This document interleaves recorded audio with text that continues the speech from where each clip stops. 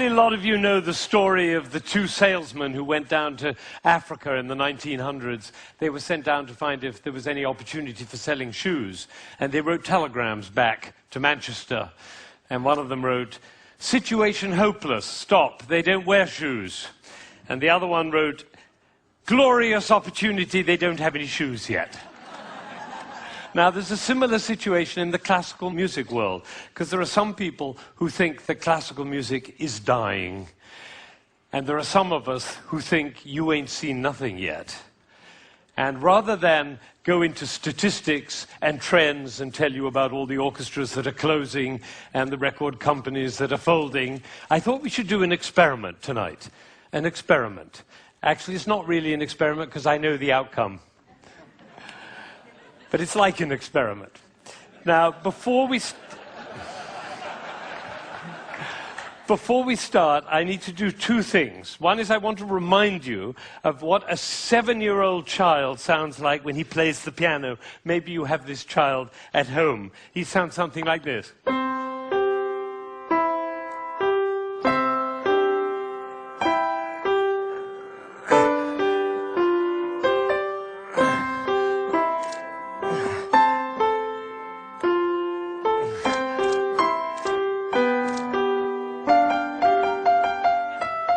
I see some of you recognize this child.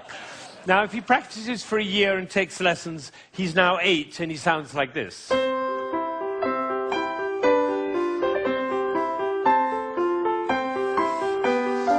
then he practices for another year and takes lessons, now he's 9.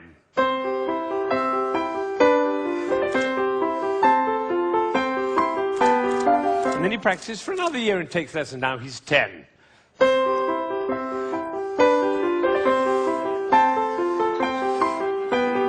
At that point, they usually give up. Now, if he'd waited for one more year, you would have heard this.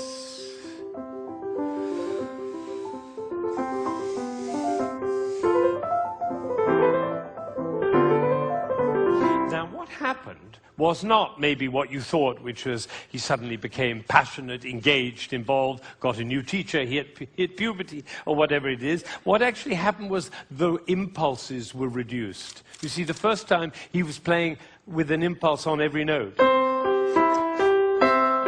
And the second, with an impulse every other note. You can see it by looking at my head. The 9-year-old put an impulse on every 4 notes. And the 10-year-old on every 8 notes. And the 11-year-old, one impulse on the whole phrase. I don't know how I got into this position. I didn't say I'm going to move my shoulder over, move my body. No, the music pushed me over, which is why I call it one buttock playing. Can be the other buttock. You know, a gentleman was once watching a presentation I was doing, and I was working with a young pianist. He was the president of a corporation in Ohio. And I was working with this young pianist, and I said, the trouble with you is you're a 2-buttock player. You should be a 1-buttock player. And I moved his body like that while he was playing. Suddenly the music took off. Took flight. There was a gasp in the audience when they heard the difference. And then I got a letter from this gentleman. He said, I was so moved, I went back and I transformed my entire company into a 1-buttock company. Now, the other thing I want to do is to tell you about you. There are 1,600 people, I believe. My estimation is that probably 45 of you are absolutely passionate about classical music. You adore classical music. Your FM is always on that classical dial. And you have CDs in your car, and you go to the symphony, and your children are playing instruments. You can't imagine your life without classical music. That's the first group. It's quite a small group. Then there's another group, bigger group. These are the people who don't mind classical music. You know, you come home from a long day and you take a glass of wine and you put your feet up, a little Vivaldi in the background doesn't do any harm. Right? That's the second group. Now comes the third group. These are the people who never listen to classical music. It's just simply not part of your life. You might hear it like second-hand smoke at the airport, but and maybe a little bit of a march from Aida when you come into the hall, but otherwise you never hear it. That's probably the largest group of all. And then there's a very small group. These are the people who think they're tone deaf. amazing number of people think they're tone deaf. Actually, I hear a lot, my husband is tone deaf. Actually, you cannot be tone deaf. Nobody is tone deaf. If you were tone deaf, you couldn't change the gears on your car in a stick-shift car. You couldn't tell the difference between somebody from Texas and somebody from Rome. And the telephone. If your mother calls on their miserable telephone, she calls and says hello. You not only know who it is, you know what mood she's in. You have a fantastic ear. Everybody has a fantastic ear. So nobody is tone deaf. But I tell you what, it doesn't work for me to go on with this thing with such a wide gulf between those who understand, love, and passionate about classical music and those who have no relationship to it at all. The tone-deaf people, they're no longer here. But even between those three categories, it's too wide a gulf. So I'm not going to go on until every single person in this room, downstairs and in Aspen, and everybody else looking, will come to love and understand classical music. So that's what we're going to do. Now, you notice that there is not the slightest doubt in my mind that this is going to work, if you look at my face, right? It's one of the characteristics of a leader that he not doubt for one moment the capacity of the people he's leading to realize whatever he's dreaming. Imagine if Martin Luther King had said, "I have a dream!" Of course, I'm not sure they'll be up to it. All right, so I'm going to take a piece of Chopin. This is a beautiful prelude by Chopin. Some of you will know it.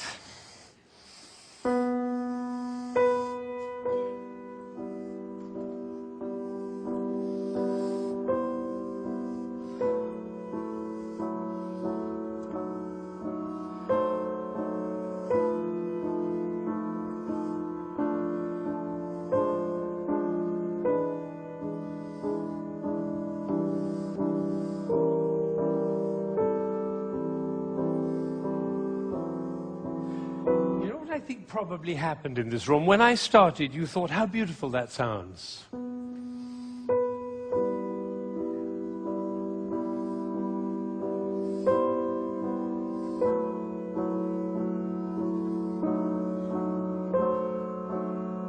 I don't think we should go to the same place for our summer holidays next year. It's funny, isn't it? It's funny how those thoughts kind of waft into your head when listening to classical music. And of course, the piece is long and you've had a long day, you might actually drift off. And then your companion will dig you in the ribs and say, "Wake up, it's culture!" And then you feel even worse. But has it ever occurred to you that the reason you feel sleepy in classical music is not because of you, but because of us? Did anybody think while I was playing, why is he using so many impulses? If I'd done this with my head, you certainly would have thought it.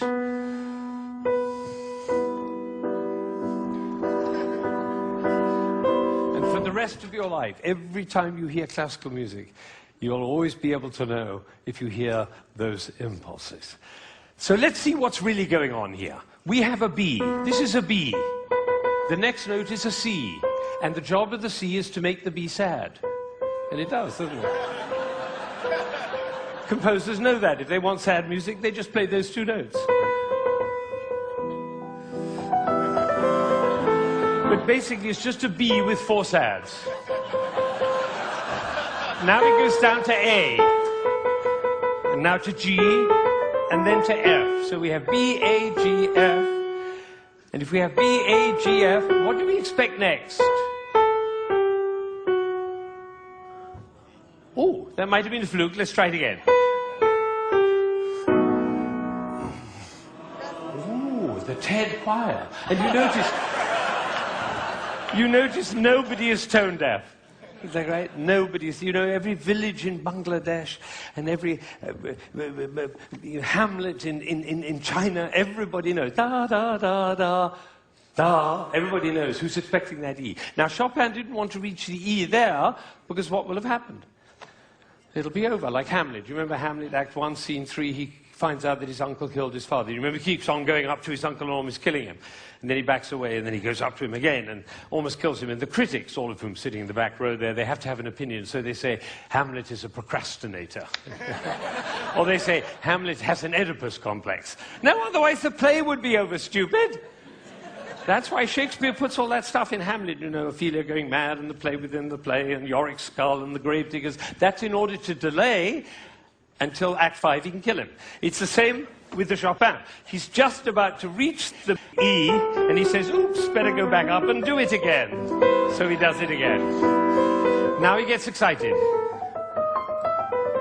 That's excitement, you don't have to worry about it. Now he gets to F sharp and finally he goes down to E. But it's the wrong chord. Because the chord he's looking for is this one. Right. And instead he does. Now we call that a deceptive cadence. Because it deceives us. I always tell my students, if you have a deceptive cadence, be sure to raise your eyebrows, then everybody will know.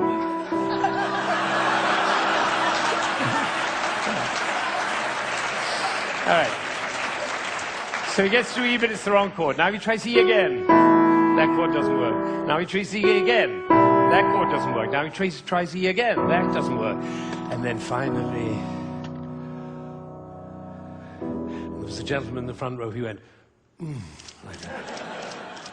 It's the same gesture he makes when he comes home after a long day, turns off the key in his car and says, I'm home. Because we all know where home is. So this is a piece which goes from away to home. And I'm going to play it all the way through, and you're going to follow. B, C, B, C, B, C, B, D, down to A, down to G, down to F, almost goes to E, but otherwise the play would be over. Goes back up to B, gets very excited, goes to F sharp, goes to E, it's the wrong chord, it's the wrong chord, it's the wrong chord, and finally goes to E, and it's home. And what you're going to see is one buttock playing.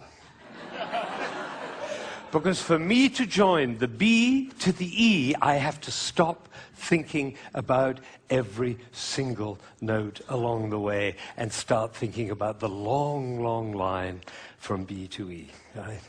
You know, we were just in South Africa, and you can't go to South Africa without thinking of Mandela in jail for 27 years. What was he thinking about? Lunch? No, he was thinking about the vision for South Africa and for human beings. That's what this is about vision. This is about the long line, like the bird who flies over the field and doesn't care about the fences underneath, all right? So now you're going to follow the line all the way from B to E. And I have one last request before I play this piece all the way through. Would you think of somebody who you adore who's no longer there?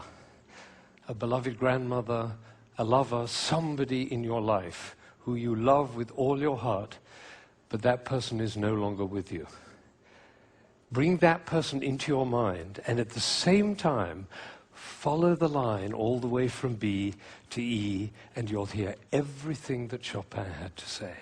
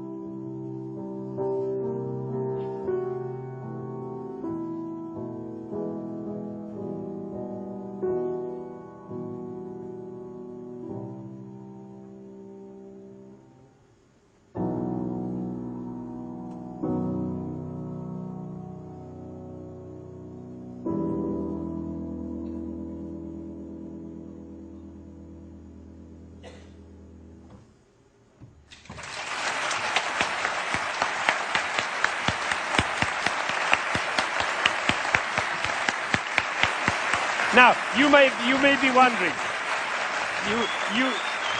you may be wondering, why I'm clapping. Well, I did this at a school in Boston with about 70 seventh graders, 12-year-olds. And I did exactly what I did with you, and I told them and explained them the whole thing. And at the end, they went crazy, clapping. They were clapping, I was clapping, they were clapping. Finally, I said, why am I clapping? And one of these little kids said, because we were listening. Think of it, 1,600 people, busy people, involved in all sorts of different things, listening, understanding, and being moved by a piece by Chopin.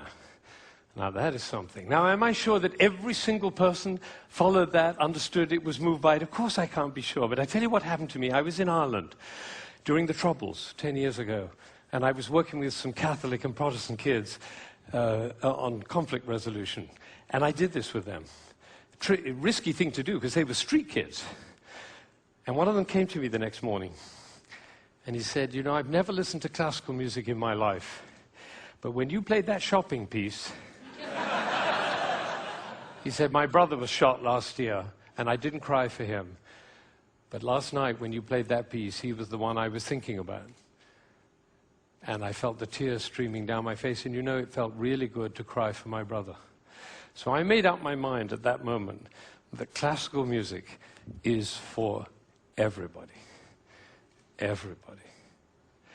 Now, how would you walk? Because you know my profession, the music profession, doesn't see it that way. They say 3% of the population likes classical music. If only we could move it to 4%, our problems would be over. I say, how would you walk? How would you talk? How would you be if you thought 3% of the population likes classical music? If only we could move it to 4%. How would you walk? How would you talk? How would you be if you thought everybody loves classical music? They just haven't found out about it yet. See, these are totally different worlds. Now, I had an amazing experience. I was 45 years old. I'd been conducting for 20 years. And I suddenly had a realization. The conductor of an orchestra doesn't make a sound. My picture appears on the front of the CD.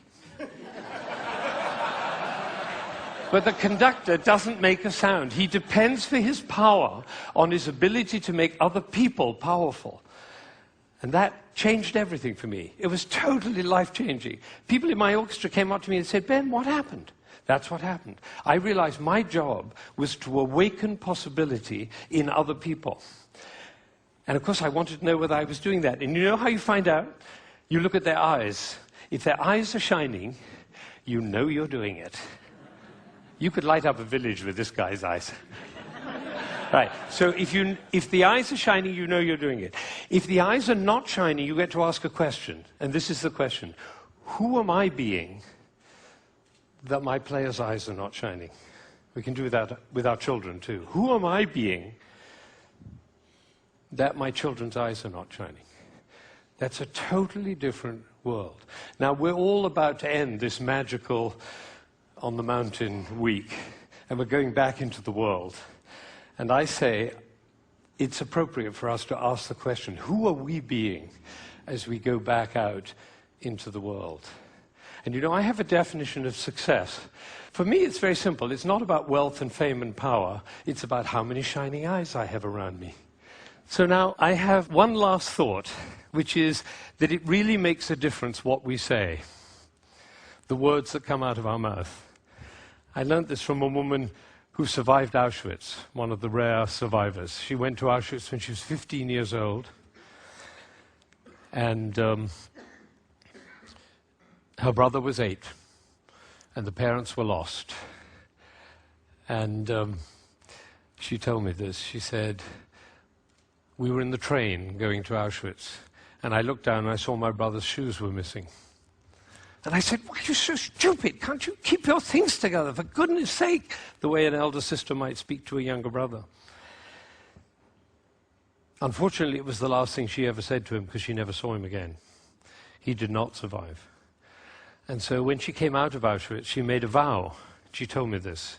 She said, I walked out of Auschwitz into life, and I made a vow. And the vow was, I will never say anything that couldn't stand as the last thing I ever say. Now, can we do that? No, and we'll make ourselves wrong and others wrong. But it is a possibility to live into. Thank you.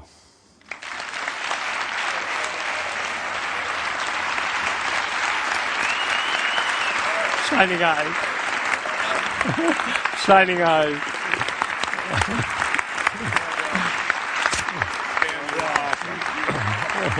Thank you. Thank you.